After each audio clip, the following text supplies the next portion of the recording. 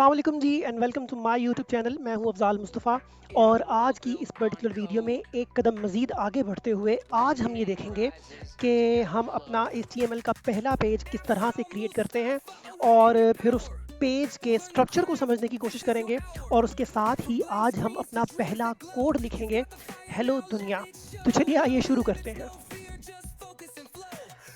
अच्छा जी, हम आ चुके हैं हमारी लैपटॉप स्क्रीन के ऊपर और लैपटॉप स्क्रीन के ऊपर अगर आप देखें तो ये वही फ़ोल्डर है जो पिछले लेक्चर में हमने बनाया था। ये बिल्कुल एम्प्टी है, इसमें कुछ भी मौजूद नहीं है। हम क्या करेंगे, हम पहला स्टेप ये करेंगे कि अपने इस फ़ोल्डर को विजुअल स्टूडियो कोड में ओपन करेंगे और उसके लिए हमने करना ये है कि हम इस फ़ोल्डर पर राइट क्लिक करेंगे। राइट क्लिक करने के बाद ओपन विद कोड। इसके अलावा एक और तरीका आपको बताया था, कमेंट में ज़रूर बताइएगा कि वो तरीका क्या था। अच्छा जी, उसके बाद हम अपने इस फ़ोल्डर को विजुअल स्टूडियो कोड के अंदर ओपन कर चुके हैं। अब अगर आपको याद हो तो हमने फ़ाइल टाइप्स के बारे में पढ़ा था और मैंने आपको उस वक्त बताया था कि जब हम फाइल्स क्रिएट करते हैं तो हमें अपनी फ़ाइल की जो टाइप है उसको भी बताना पड़ता है कि कौन सी फ़ाइल हम बनाने जा रहे हैं। तो हम ये करते हैं कि हम अपने इस एक्सप्लोरर के टैब पे क्लिक करेंगे और क्लिक करने के बाद हम अपने इस वेब डेव के फ़ोल्डर के अंदर आ चुके हैं। यहाँ पर आने के बाद मैं एक फ़ाइल क्रिएट करूँगा HTML की और उसके लिए मुझे करना ये है कि मैं सिंपली इस न्यू फाइल पे क्लिक करूँगा या मैं इस पैनल पे आके यहाँ राइट क्लिक करूँगा और न्यू फाइल। जैसे ही मैं इस पर क्लिक करूँगा तो अब एक फ़ाइल का नाम मुझे देना है। मैं इसका नाम देता हूँ first_file। अच्छा, ये मैंने नाम लिख दिया और उसके बाद जैसे हमने पिछली वीडियो में देखा था कि हमें इसकी एक्सटेंशन भी बतानी है। तो याद रखिएगा HTML फाइल की जो एक्सटेंशन है वो .html हुआ करती है। मैं ये लिख के एंटर करूँगा तो हमारी ये फाइल क्रिएट हो चुकी है। That's great. हम अपनी पहली HTML फाइल जो है वो क्रिएट कर चुके हैं। विजुअल स्टूडियो कोड के अंदर ये ओपन है। अब यहाँ पर जो चीज़ समझना इंतहाई ज़रूरी है वो ये है कि ये फाइल हमने बना तो ली, लेकिन ये हमें नज़र कहाँ आएगी। मतलब ये फाइल हम कहीं ना कहीं आउटपुट में देखेंगे भी तो वो हमें नज़र कहाँ आएगी। तो पिछली वीडियो में हमने ये बात डिस्कस की थी कि हम जो भी फाइल क्रिएट करते हैं उसको देखने के लिए जो टूल हम यूज़ करते हैं वो वेब ब्राउज़र हुआ करता है। और वेब ब्राउज़र को देखने के लिए मैं क्या करूँगा, मैं यहाँ पे राइट क्लिक करूँगा और राइट क्लिक करने के बाद ये देखिए मेरे पास एक ऑप्शन आ रही है ओपन विद लाइव सर्वर। मैं जैसे ही इस ओपन विद लाइव सर्वर पे क्लिक करूँगा तो आपको याद होगा पिछली वीडियो में हमने 2 एक्सटेंशंस डाउनलोड की थी। वो एक्सटेंशंस कौन सी थी? उनमें से एक एक्सटेंशन जो है वो लाइव सर्वर की थी और दूसरी एक्सटेंशन जो है वो प्रीटियर थी। अब ये जो लाइव सर्वर वाली एग्जांपल थी, जो एक्सटेंशन थी, उसकी वजह से बेसिकली हमारे पास यहाँ पर ये ऑप्शन आ रही है ओपन विद लाइव सर्वर की। अगर आपने वो एक्सटेंशन इंस्टॉल नहीं की अभी तक तो जल्दी से कर लीजिए, क्योंकि उसके बगैर ये ऑप्शन आपको यहाँ पर नज़र नहीं आएगी और जब नज़र नहीं आएगी तो आपको फिर अपनी इस फाइल की आउटपुट को देखने में थोड़ी सी प्रॉब्लम होगी। बहरहाल मैं यहाँ पे राइट क्लिक करूँगा और ओपन विद लाइव सर्वर पे क्लिक करूँगा। जैसे ही लाइव सर्वर पे क्लिक करूँगा तो करेगा क्या, ये सर्वर क्या करेगा, हमारे इस फाइल को सर्वर के अंदर मतलब वेब ब्राउज़र के अंदर ओपन कर देगा। और अगर आप देखें तो हमारे पास हमारी ये फाइल ये अगर आप देख सकें first_file.html फाइल यहाँ पर हमारे इस ब्राउज़र में ओपन हो चुकी है। लेकिन ये फाइल अभी चूँकि एम्प्टी है। एम्प्टी इसलिए है क्योंकि हमने अभी तक इसके अंदर कुछ भी नहीं लिखा। हमने इसके अंदर कोई किसी किस्म का डेटा जो है वो फिल नहीं किया। अब फॉर एग्जांपल मैं यहाँ पर लिखता हूँ दिस इज़ माय फाइल। और अब अगर आपको अगेन याद हो तो हमने यहाँ पर एक फ़ाइल के अंदर अपनी इस सेटिंग को एक्टिव किया था, ऑटो सेव। तो ये हमारी फ़ाइल ऑटोमेटिकली सेव हो चुकी है। जब ये सेव हो चुकी है तो हम अगर सर्वर पे जाएंगे और पहली दफ़ा इसे रिफ्रेश करते हैं, देखें तो ये देखें मैंने उस फाइल में जो लिखा वो मुझे यहाँ पर लिखा हुआ नज़र आ रहा है। मैंने वहाँ लिखा था दिस इज़ माई फाइल, तो यहाँ पर दिस इज़ माई फाइल लिखा हुआ नज़र आ रहा है। इसका मतलब ये है कि हम यहाँ पर जो भी लिखेंगे, हम यहाँ पर जो भी कोड करेंगे, जहाँ हम यहाँ पर जो भी टेक्स्ट लिखेंगे वो हमें यहाँ पर नज़र आएगा। लेकिन ये एक सही तरीका नहीं है HTML फाइल में डेटा पुट करने का। सही तरीका क्या है, उसके लिए हमें सीखना पड़ेगा HTML एलिमेंट्स के बारे में। जी हाँ, HTML एलिमेंट्स के बारे में। HTML एलिमेंट्स क्या हैं उसको समझने के लिए मैं अपना एपिक पेन जो है ये ओपन करता हूँ। और इसको मैं ज़रा रिमूव कर दूं। अच्छा, अब एलिमेंट्स क्या हैं या HTML एलिमेंट्स क्या हैं? याद रखिएगा, हम अपने इस HTML पेज के ऊपर जो डाटा भी लिखते हैं, जो डाटा भी इंसर्ट करते हैं, वो एलिमेंट्स की फॉर्म में करते हैं। हम ओपन डेटा यहाँ पे पुट नहीं कर सकते। उसकी रीज़न ये है कि वो डेटा फिर हमारे कंट्रोल में नहीं रहेगा। अगर वो हमारे कंट्रोल में नहीं रहेगा तो हम उसे डिज़ाइन नहीं कर सकते, हम उसे स्टाइल नहीं कर सकते। तो इसलिए हमें ऐसा डेटा यहाँ पर पुट करना है जो हमारे कंट्रोल में रहे, मतलब जिसे हम कंट्रोल कर सकें। वो हम देखेंगे आगे जाके स्टाइलिंग वाले पोर्शन में, स्टाइलिंग वाले मॉड्यूल में, जब हम स्टाइलिंग सीखेंगे कि उसको कंट्रोल कैसे किया जाता है। बस अभी के लिए आप ये याद रखिए कि यहाँ पर हम जो डेटा पुट करेंगे वो कंट्रोल्ड फॉर्म में होना चाहिए, और कंट्रोल्ड फॉर्म में डेटा पुट करने के लिए हमें उस डेटा को एलिमेंट्स के अंदर लिखना पड़ता है। अब वो एलिमेंट्स क्या हैं, उसके लिए आप ये देखिए कि फर्ज कीजिए मैं यहाँ पर कुछ लिखता हूँ। मैं लिखता हूँ, एक साइन डालता हूँ यहाँ पर, स्मॉलर देन, और उसके बाद मैं यहाँ लिखता हूँ टैग अंडरस्कोर नेम, और फिर एक ग्रेटर देन का साइन। मैंने एक स्मॉलर देन का साइन ऐड किया, उसके बाद एक नाम लिखा, और फिर मैंने एक ग्रेटर देन का साइन लिख दिया। उसके बाद मैंने कुछ स्पेस दी और मैंने यहाँ लिखा दिस इज बॉडी। मैंने यहाँ बॉडी लिखा, मैंने फिर से स्पेस दी, और स्पेस देने के बाद मैंने अगेन एक साइन लिखा स्मॉलर देन, और फिर फॉरवर्ड स्लैश, और फिर लिखा मैंने टैग अंडरस्कोर नेम, और एक ग्रेटर देन का साइन डाल दिया। अब अगर आप इसको गौर से देखें तो ये क्या चीज़ है, ये बेसिकली एक एलिमेंट का स्ट्रक्चर है। एलिमेंट का स्ट्रक्चर या एलिमेंट क्या है? एलिमेंट बेसिकली किसे कहते हैं? फर्ज कीजिए कि मैंने ये तमाम कोड जो यहाँ पर मेंशन किया है, ये एक एलिमेंट कहलाता है। ये क्या कहलाता है? ये एक एलिमेंट कहलाता है। अब मैंने कहा कि हम तमाम डेटा जो यहाँ पर लिखेंगे हमारे HTML पेज के अंदर, वो एलिमेंट्स के अंदर होना चाहिए। और एलिमेंट्स क्या हैं? एलिमेंट का एक स्ट्रक्चर मैंने यहाँ पर मेंशन किया है आपके सामने। आप अगर इस स्ट्रक्चर को गौर से देखें तो इस स्ट्रक्चर के 3 डिफरेंट पार्ट्स हैं। वो 3 डिफरेंट पार्ट्स क्या हैं? सबसे पहले ये जो आपको टैग नेम नजर आ रहा है शुरू में, इसे हम नाम देते हैं, या यूँ समझ लीजिए कि एक स्ट्रक्चर ये है, दूसरा स्ट्रक्चर जो है, दूसरा पोर्शन जो है वो ये है, और तीसरा स्ट्रक्चर जो है वो इन दोनों के दरमियान में है। ये पहला स्ट्रक्चर, पहला पार्ट, दूसरा पार्ट और तीसरा पार्ट। अब इनको हम कुछ नाम भी देते हैं। नाम क्या देते हैं? सबसे पहले ये जो ऊपर हमने मेंशन किया है, ये है हमारा एलिमेंट। मतलब ये पूरा स्ट्रक्चर क्या है?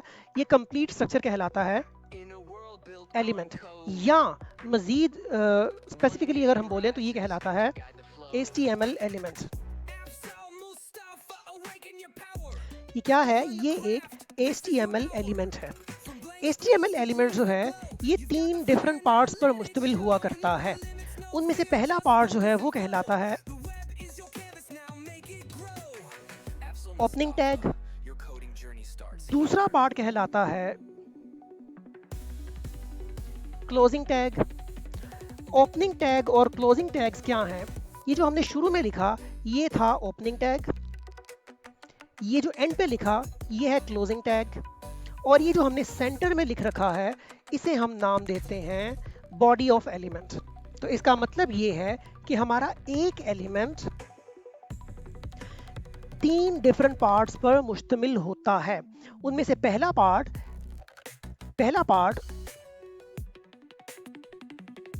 ओपनिंग टैग, दूसरा पार्ट क्लोजिंग टैग, और तीसरा पार्ट इन दोनों टैग्स के दरमियान में पाया जाने वाला पोर्शन जिसे हम बॉडी ऑफ द एलिमेंट भी कहते हैं। अब हम जितने भी एलिमेंट्स लिखेंगे इस पूरे HTML पेज के अंदर, वो तमाम के तमाम एलिमेंट्स लगभग इसी स्ट्रक्चर पर मुश्तमिल होंगे। हर एलिमेंट का एक ओपनिंग टैग हुआ करेगा, एक क्लोजिंग टैग हुआ करेगा। ओपनिंग और क्लोजिंग टैग के दरमियान में हम उस एलिमेंट की बॉडी जो है वो मेंशन किया करेंगे, और वही हमारा मेन डेटा हुआ करेगा। अच्छा, अब अगर इसकी बात करें तो क्या बस इतने ही पार्ट्स हैं एलिमेंट के अंदर? नहीं, इससे ज़्यादा पार्ट्स भी मुश्तमिल होते हैं, लेकिन बेसिक पार्ट्स जो हैं वो यही हैं। बाकी के पार्ट्स जो हैं, फॉर एग्जांपल एट्रीब्यूट्स हैं, वो एट्रीब्यूट्स या उनकी वैल्यूज़ जो हैं वो हम आगे चल के देखेंगे। लेकिन ये बेसिक एलिमेंट है और बेसिक एलिमेंट की यही 3 चीज़ें जो हैं वो होती हैं। अच्छा, अब एलिमेंट्स के कितनी टाइप्स हैं? एलिमेंट्स बेशुमार टाइप्स के हैं और इनको याद करने की भी आपको ज़रूरत नहीं पड़ेगी। ये सारे के सारे टैग्स और एलिमेंट्स और इनका ये जो स्ट्रक्चर है, ये आपको फिंगर टिप्स पे मतलब आ जाएगा और इसमें आपको बहुत ज़्यादा सर खपाने की ज़रूरत नहीं पड़ेगी। लेकिन मेरा बताना जो आपको इसलिए ज़रूरी है क्योंकि मैं ये कंसीडर करके चल रहा हूँ कि मैं उन लोगों को भी टीच कर रहा हूँ जो बिल्कुल कंप्यूटर के बारे में कुछ नहीं जानते, जो बिल्कुल डेवलपमेंट के बारे में या कोडिंग के बारे में कुछ नहीं जानते, तो हम उनको भी साथ लेकर चलेंगे, बल्कि हमारा फोकस ज़्यादा उन्हीं पर है। तो बहरहाल ये हमारा एक HTML का एलिमेंट और ये उसके डिफरेंट पार्ट्स, जिसमें ओपनिंग टैग, क्लोजिंग टैग और दरमियान में उसकी बॉडी। अब फर्ज करें कि मैं इसको अगर यहाँ से रिमूव कर दूँ, तो ये अगर हम अपने पेज पे वापस जाएं तो यहाँ पर जो डाटा हमने लिखा था वो रिमूव हो चुका है। अब फर्ज करें कि मैं यहाँ पर वही डाटा दोबारा लिखना चाहता हूँ, तो उसका सही तरीका क्या है? उसका सही तरीका ये है, चूंकि वो एक पैराग्राफ था, वो एक लाइन थी, तो उसे हम पैराग्राफ कंसीडर करेंगे। अब चूंकि अगर वो पैराग्राफ था, तो उस पैराग्राफ को लिखने का तरीका सही ये है कि मैं पैराग्राफ का एलिमेंट यूज करूँ और उस एलिमेंट के अंदर पैराग्राफ को लिखूँ। आप गौर से समझिएगा इसको। देखिए मैंने क्या किया, मैंने एक टैग को ओपन किया, उसमें P लिखा और फिर उसको क्लोज कर दिया। जैसे ही मैंने उसको क्लोज किया तो ओपनिंग टैग तो मैंने लिखा, ये ओपनिंग टैग मैंने लिखा, लेकिन ये जो क्लोजिंग टैग था ये ऑटोमेटिकली हमारे विजुअल स्टूडियो कोड ने इस टैग को सेंस करते हुए इसका जो क्लोजिंग टैग था वो खुद ब खुद लिख दिया। तो ये फ़ायदा है हमें विजुअल स्टूडियो कोड या कोई भी कोड एडिटर यूज़ करने का कि वो हमारे काम को बहुत ज़्यादा फास्ट और आसान कर देता है। तो इसीलिए हम जब भी एलिमेंट्स यूज़ करेंगे, एलिमेंट्स बनाना चाहेंगे, हम थोड़ा सा पोर्शन लिखा करेंगे, बाकी का पोर्शन जो है वो ऑटोमेटिकली विजुअल स्टूडियो कोड हमारे लिए कंप्लीट कर दिया करेगा। बहरहाल ये हमने एक पैराग्राफ टैग जो है या पैराग्राफ एलिमेंट जो है वो क्रिएट कर दिया। अब इसकी जो बॉडी है, जो इसका असल डेटा होगा, वो हमने कहाँ लिखना है? इस ओपनिंग और क्लोजिंग टैग के सेंटर में। जी हाँ, मैं वही इंफॉर्मेशन या वही डेटा यहाँ पर दोबारा लिख दूंगा।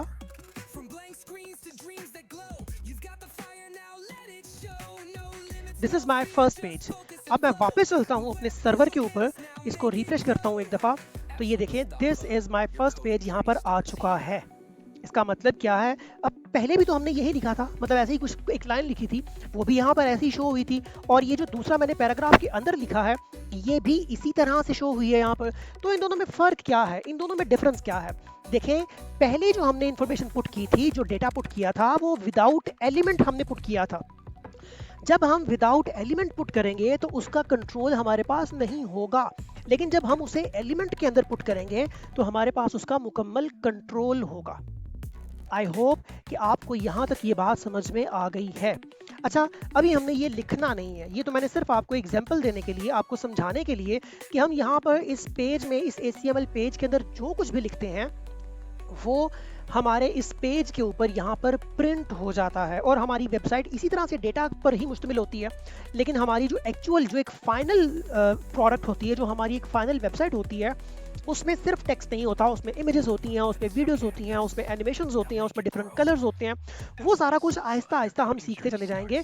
अभी हमने सिर्फ ये सीखा कि हम अपना पहला HTML पेज किस तरह से क्रिएट करते हैं और उसे हम अपने लोकल सर्वर पर किस तरह से ऑन करते हैं। अब हम बढ़ते हैं एक स्टेप मजीद आगे, और ये जो पैराग्राफ मैंने यहाँ पर लिखा, क्या हम ये पैराग्राफ इसी तरह से यहाँ लिख देते हैं? नहीं, बल्कि हमें इस HTML पेज को एक प्रॉपर स्ट्रक्चर देना पड़ता है, और उसी प्रॉपर स्ट्रक्चर को अभी हम इस वीडियो में कवर करने वाले हैं, तो मेरे साथ रहिएगा। अच्छा, अब वो स्ट्रक्चर जो है वो क्या है? वो स्ट्रक्चर जो है, उस स्ट्रक्चर के अंदर कुछ बेसिक एलिमेंट्स हमें यहाँ पर पुट करने पड़ते हैं। अब वो एलिमेंट्स चाहे हमारे पेज पर नज़र आए या ना आए, हमें उनको यहाँ पर पुट करना पड़ता है, क्योंकि उनका एक ख़ास मीनिंग हुआ करता है इस पेज के अंदर। अच्छा, उनमें से सबसे पहला पेज या पहला एलिमेंट जो है उसे हम नाम देते हैं डॉक टाइप का। वो डॉक टाइप एलिमेंट क्या है? उसके लिए आपने करना ये है, आप अपना एक रूल बना लीजिएगा कि जब भी आप HTML पेज क्रिएट करेंगे तो उसमें सबसे टॉप पर आपने एक एलिमेंट लिखना है, और वो एलिमेंट है स्मॉलर देन साइन। अब देखिए मैंने स्मॉलर देन साइन लिखा है तो टॉप पे ये एलिमेंट ऑटोमेटिकली शो होना शुरू हो गया, ये डॉग टाइप। यही बेसिकली एलिमेंट है जो हमने यहाँ पर लिखना है, लेकिन अभी हम देखेंगे दो तरीकों से इसको लिखना। तो यहाँ पर ये जो नीचे लिस्ट शो हो रही है हमें, ये बेसिकली विजुअल स्टूडियो कोड का एक फीचर है कि हम जैसे ही कुछ लिखना शुरू करते हैं तो वो हमें सजेस्ट करना शुरू कर देता है कि क्या आप ये लिखना चाह रहे हैं, ये लिखना चाह रहे हैं। तो हम उस पर जाके क्लिक करें तो वो उसको कंप्लीट कर देता है। लेकिन अभी हम ऐसा करेंगे नहीं, बाद में देखते हैं इसको। हमें करना ये है कि smaller than sign, sign of exclamation, और कैपिटल हमें लिखना है डॉक टाइप। डॉक टाइप लिखने के बाद हम स्पेस देंगे और स्मॉल अल्फाबेट्स में लिखेंगे HTML और इस एलिमेंट को यहाँ पर क्लोज कर देंगे। अच्छा, अब ये जो डॉक टाइप का एलिमेंट है इसका क्लोजिंग टैग नहीं हुआ करता। आगे जाके हम देखेंगे कि इसका क्लोजिंग टैग क्यों नहीं हुआ करता। अभी के लिए आप सिर्फ ये जहन में रखिए कि ये जो डॉक टाइप HTML का टैग है ये हमारे हर HTML पेज के टॉप पर होना लाजमी है। इससे क्या होता है, इससे होता ये है कि हमारा ब्राउज़र जब इस पेज को लोड करता है तो वो समझ जाता है कि ये पेज जिसे मैंने लोड किया है ये किस नेचर का है, इसकी टाइप क्या है। तो इसकी टाइप हमने बयान कर दी, इसकी टाइप हमने यहाँ पर डिक्लेयर कर दी कि इसकी टाइप HTML है। अच्छा, उसके बाद जो चीज़ हमें मेंशन करनी है वो ये है कि हम इससे थोड़ा सा नीचे आएंगे और यहाँ पर एक टैग ओपन करेंगे, ओपन टैग, जिसे कि हम ओपन करते हैं हमेशा स्मॉलर देन के साइन के साथ, और यहाँ लिखेंगे HTML। और लिखने के बाद मैं जैसे ही ग्रेटर देन का साइन एंटर करूंगा तो देखिए उसका जो क्लोजिंग टैग है ये खुद ब खुद बन चुका है। अब होगा ये कि हमने हमारा जितना भी कंटेंट HTML पेज का इस पेज पर लिखना है वो इस HTML टैग के अंदर ही आना चाहिए, ना इससे पहले ना इसके बाद। जितना कंटेंट होगा वो सारा का सारा इस HTML टैग के अंदर आएगा, या यूं कह लीजिए कि इस HTML एलिमेंट के अंदर आएगा। ये एक टैग है, ये दूसरा टैग है, और ये दोनों मिलकर एक एलिमेंट बनाते हैं, इसे हम HTML एलिमेंट भी कहते हैं। अच्छा, मैं इसको एंटर करके नीचे ले जाता हूँ इसके क्लोजिंग टैग को, क्योंकि हमने जितने टैग्स भी लिखने हैं वो सारे के सारे इस मेन HTML टैग के अंदर ही लिखने हैं। ये लाजमी है, इसमें कोई साइंस नहीं है, ठीक है। आपने बस इसको समझ लेना है कि हमने हमेशा यही करना है। दूसरे नंबर पर जो हमने एक टैग बनाना है, जो एक एलिमेंट क्रिएट करना है, वो है हेड। हम यहाँ लिखेंगे HEAD और क्लोजिंग। जैसे ही मैं ग्रेटर देन का साइन लिखूंगा तो देखें अगेन उसने जो क्लोजिंग टैग है वो खुद ब खुद क्रिएट कर दिया है। अब हम इसको भी स्पेस करके थोड़ा सा नीचे ले जाते हैं जो इसका क्लोजिंग टैग है उसे। उसके बाद एक और टैग जो हमने इसमें लिखना है वो है, अच्छा, एक तो मैंने तरीका आपको बता दिया कि हम स्मॉलर देन का साइन लिखते हैं, फिर उसके बाद टैग का नाम लिखते हैं ग्रेड, और फिर उसको बंद करते हैं तो ऑटोमेटिकली उसका जो क्लोजिंग टैग है वो बन जाता है। एक इसका और आसान तरीका है, और वो क्या है, वो ये है कि हम अपने जो हमारा HTML एलिमेंट है उसके टैग का नाम लिखते हैं। मिसाल के तौर पे मुझे यहाँ पर बॉडी टैग बनाना है तो मैं लिखूंगा BODY बॉडी, और लिखने के बाद एंटर करूंगा तो देखिए उसका ओपनिंग टैग और क्लोजिंग टैग खुद ब खुद क्रिएट हो चुके हैं। अच्छा, अब यहाँ तक जितना कोड हमने लिखा है ये हमारे HTML का बेसिक स्ट्रक्चर कहलाता है। हम जब भी HTML का पेज क्रिएट करेंगे तो ये जो कोड है ये लाजमी लिखेंगे। लाजमी लिखने से मुराद ये है कि ये एक हमारे HTML पेज का बेसिक स्ट्रक्चर है, हमें इसी को फॉलो करना है, ठीक है। हम इसी को फॉलो करते हुए अपना जितना भी कंटेंट है वो अब हमने इस बॉडी टैग के अंदर लिखना है। यूं समझिए कि अगर मैं थोड़ा सा आपको समझा सकूं इस एपिक पेन की मदद से, फर्ज कीजिए कि मैं इसको रिमूव करता हूं पहले यहां से। फर्ज कीजिए कि ये हमारा एक मुकम्मल वेब पेज है या HTML पेज है। इस HTML पेज के अंदर इस यहाँ से लेकर यहाँ तक जितना पोर्शन हमें नजर आ रहा है, ये मतलब ये जितना पोर्शन इस HTML का विजिबल है हमें हमारे ब्राउजर के अंदर, वो सिर्फ वो हुआ करता है जो इस बॉडी टैग के अंदर हम लिखते हैं। मतलब इस बॉडी टैग के अंदर हम जो कुछ लिखेंगे वो हमारे इस HTML पेज के ऊपर हमें हमारे ब्राउजर में विजिबल होगा। इसके ऊपर या नीचे हम कोई ऐसा टेक्स्ट नहीं लिखते या कोई भी ऐसा डेटा पुट नहीं करते जो हमने पेज पे देखना हो। मतलब अगर मैंने कोई ऐसा डेटा लिखना है जिसको मैं देखना नहीं चाहता हमारे इस पेज के ऊपर, तो उसको मैं या तो हेड में लिख रहा हूँगा या किसी और जगह पर, वो हम देखेंगे आगे चल के और कौन सी पोजीशंस हो सकती हैं। बहरहाल हमने इस पेज पे जितना भी विजुअल कंटेंट ऐड करना है वो सारा का सारा विजुअल कंटेंट हम इस बॉडी टैग के अंदर लिखेंगे, इससे बाहर नहीं जाएंगे। आई होप आप यहाँ तक बात को समझ रहे हैं। इसके बाद अब फर्ज करें कि जो पहले पैराग्राफ हमने यहाँ पर लिखा था, ये this is my first page जो मैंने यहाँ पर लिखा था, अब हम बेसिकली अगर मैं इसको जाके यहाँ से रिफ्रेश करूँ तो ये जा चुका होगा। ठीक है, अब जो असल तरीका है वो ये है कि मुझे वो पैराग्राफ या वो जो पैराग्राफ टेक्स्ट था वो यहाँ लिखना पड़ेगा इस बॉडी टैग के अंदर। तो मैं पैराग्राफ के लिए P प्रेस करूंगा और एंटर करूंगा तो देखिए ऑटोमेटिकली मेरा पैराग्राफ जो है उसका एलिमेंट क्रिएट हो चुका है with its opening and closing tag. अब मैं यहाँ लिखूंगा this is my first page. अब ये भी वहाँ पर अगर मैं लाइव सर्वर में जाके देखूँ तो मुझे एज इट इज़ शो हो रहा है जैसे पहले हो रहा था। तो फिर फ़र्क क्या है दोनों में? फ़र्क ये है कि ये एक एक्यूरेट मेथड है हमारे पेज पे डेटा को लिखने के लिए, और वो जो पहले हमने लिखा था वो एक इनएक्यूरेट मेथड था। हमने कभी भी इनएक्यूरेट मेथड्स या प्रैक्टिसेस को फॉलो नहीं करना। मैं उम्मीद करता हूँ यहाँ तक आप बात समझ रहे होंगे। अच्छा, अब हम देखते हैं, फर्ज करें कि मैंने यहाँ पर जो लिखा उस बॉडी टैग के अंदर वो मुझे मेरे इस पेज पर यहाँ पर शो होना शुरू हो गया। अब फर्ज करें कि मैं यहाँ पर एक और टैग ओपन करता हूँ और टैग ओपन करने के बाद मैं यहाँ पर चला जाता हूँ गूगल के पास और गूगल की वेबसाइट को ओपन कर लेता हूँ। गूगल की वेबसाइट को ओपन करने के बाद ज़रा गौर से देखिए, ये इस गूगल की वेबसाइट के ऊपर भी हमें जितनी चीज़ें नज़र आ रही हैं ये सारी की सारी, मतलब इस पेज के ऊपर ये टेक्स्ट है, ये बटन है, ये बटन है, ये टेक्स्ट है, ये एक सर्च बार है, ये इसका लोगो है, ये ऊपर कुछ हेडर बना हुआ है, इसमें कुछ लोगोस कुछ बटन्स हमें नज़र आ रहे हैं। ये सारा का सारा डेटा गूगल के इसी बॉडी टैग के अंदर मौजूद है। मतलब गूगल ने अपने इस बॉडी टैग के अंदर ही इसको लिख रखा है। अभी तक आप ये समझिए। उसके बाद एक और चीज़ हमें नज़र आ रही है इस पेज के अंदर, अगर आप गौर करें तो ये इसका जो टैब है ऊपर, इस टैब के अंदर हमें गूगल लिखा हुआ नज़र आ रहा है और साथ में इसका लोगो भी नज़र आ रहा है। अब फर्ज करें कि हम भी चाहते हैं कि हमारे इस सर्वर नेम की जगह, पेज नेम की बजाय, सर्वर एड्रेस की बजाय हम भी यहाँ पर कुछ लिख सकें जो यहाँ पर शो हो। तो उसके लिए हमें क्या करना है, हमें सिंपली जाना है हमारे हेड टैग के अंदर, और हेड टैग के अंदर हम एक एलिमेंट यूज़ करते हैं जिसका नाम है टाइटल। मैं टाइटल का नाम, मतलब उस एलिमेंट का नाम लिख के एंटर करूंगा तो उसका ओपनिंग और क्लोजिंग टैग बन जाएगा खुद ब खुद। और अब इस ओपनिंग और क्लोजिंग टैग के दरमियान में मैं जो कुछ लिखूंगा, फर्ज कीजिए मैं यहाँ लिखता हूँ माय ऐप। मैंने माय ऐप लिखा, ये ऑटोमेटिकली सेव हो गया। अब ये ऑटोमेटिकली सेव क्यों हुआ? मतलब मैंने कहा कि सेव हो गया तो सेव हो गया, लेकिन क्यों हुआ? आपको अगर याद हो पिछली वीडियो में हमने यहाँ पर फाइल के अंदर जाके एक ऑटो सेव नामी जो हमारी एक ऑप्शन है इसको एनेबल किया था। इसी की वजह से हम जो कुछ भी अपने इस पेज पर लिखते हैं वो ऑटोमेटिकली सेव होता चला जाता है।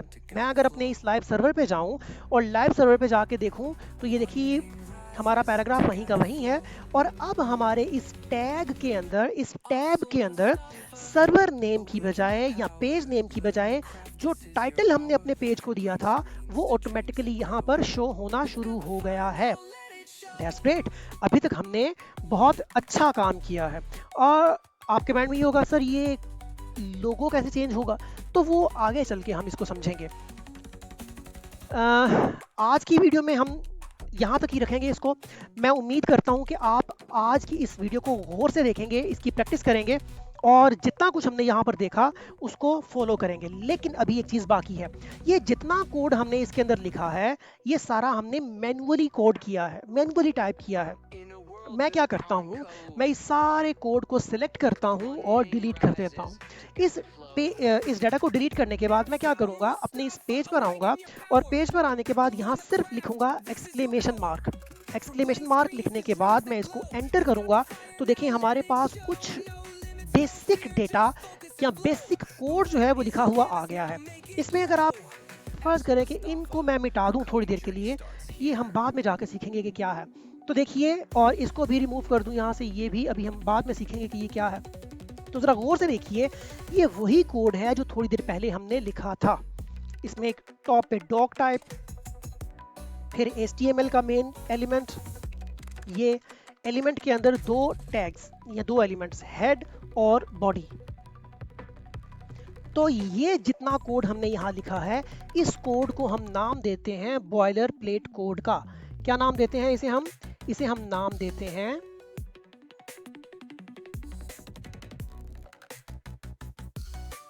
Boiler plate code. जी हाँ, ये बॉयलर प्लेट कोड मतलब पका पकाया हमारे सामने आने वाला कोड। तो ये बॉयलर प्लेट कोड इसीलिए कहलाता है क्योंकि ये ऑटोमेटिकली लिखा हुआ हमारे पास आता है विजुअल स्टूडियो कोड की तरफ से। करना क्या है, आपने इसको रिमूव किया, मैंने सिर्फ शिफ्ट प्रेस करके 1 दबाएंगे या 1 प्रेस करेंगे या साइन ऑफ एक्सक्लेमेशन जब आप लिखेंगे इसके ऊपर, और लिखने के बाद इसको ये देखिए नीचे triple sign of exclamation TW, ये सब कुछ क्या है, ये सब कुछ अलग है। बस हमने करना ये है कि ये जो साइन ऑफ एक्सक्लेमेशन है इस पे आके आप इसको एंटर कर दें, तो ये आपका बॉयलर प्लेट कोड आपके सामने हाजिर होगा। मैं उम्मीद करता हूं कि आज की इस वीडियो से आपने इस HTML पेज के स्ट्रक्चर को समझा और उसको प्रैक्टिस किया। नेक्स्ट वीडियो में आने से पहले इस कोड को लिखिएगा, एक दफ़ा इसको गो थ्रू कीजिएगा, जहां से समझ ना आए हमें कमेंट्स में बताइएगा। हम आपके तमाम क्वेश्चंस को एड्रेस करेंगे, उनके आंसर्स और उनके सॉल्यूशंस आपको प्रोवाइड करेंगे। और तब तक के लिए अल्लाह हाफिज़। Mustafa, awaken your power. Learn the craft. This is your